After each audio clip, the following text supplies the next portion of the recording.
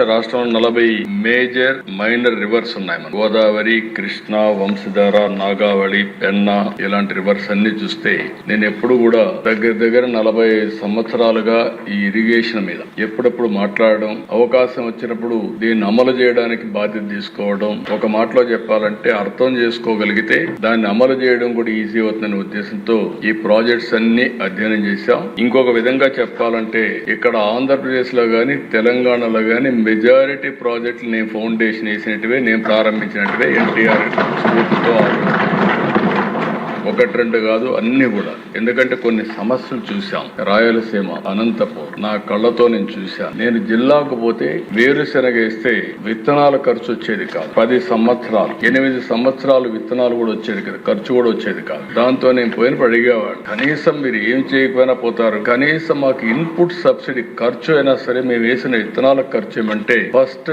Time నేను input subsidy రైతులకు ఇచ్చింది అనంతపూర్ నుంచే ప్రారంభించాను.